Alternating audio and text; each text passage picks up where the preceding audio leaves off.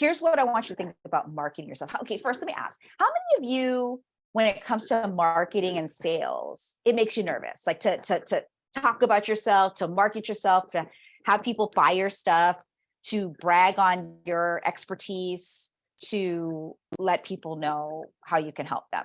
How many of you feel a little bit nervous around that? Yeah, most people do. You know, most people are good at what they do, but they're not good at marketing what they do, right? So one thing I want you all to take away from just this little tiny part of the marketing piece that we're going to talk about today, because we're here to talk about scale. But if you are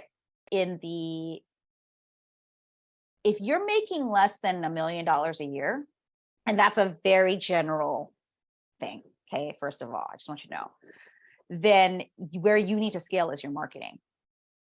Please write that down. You don't need to scale your operations.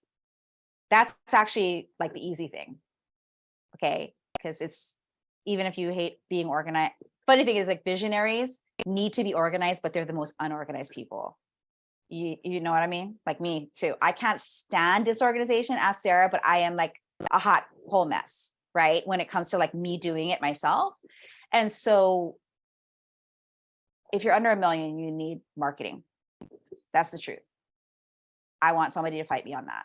Okay. Because like, it's just true. The thing is, where it becomes unsustainable and you become like a bro marketing person is when you keep scaling your marketing instead of then pivoting towards scaling operations, scaling teams, scaling delegation. That's the shift. Okay. That's what's missing.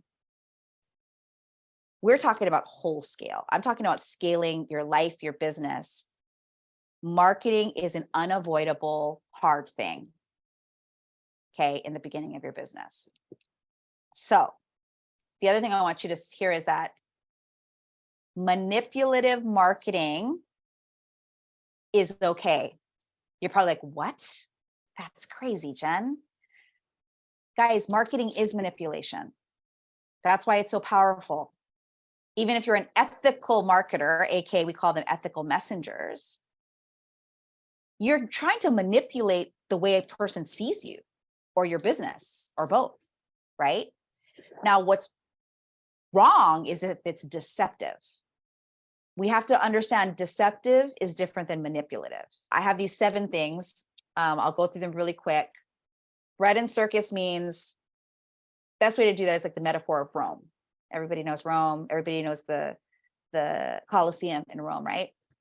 Bread and circus is a political term originated in Rome when the Roman Empire was ruling the world. And it was, did you know they built the Colosseum specifically to entertain people so that they could be up to debauchery in the political realm? So they would bring everybody into the Colosseum every week, watch gladiators kill themselves so that they could take from the people. That's called bread and circus.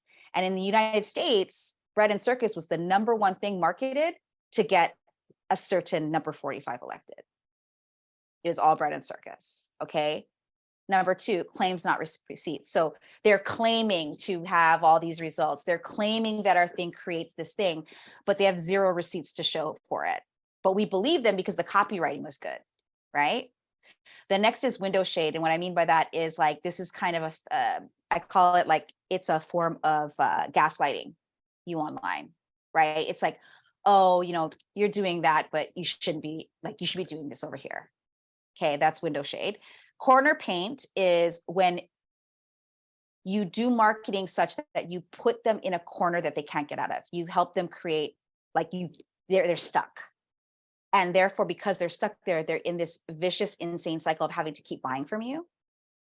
Which, by the way, I swear sometimes, y'all, that's fucked up, right?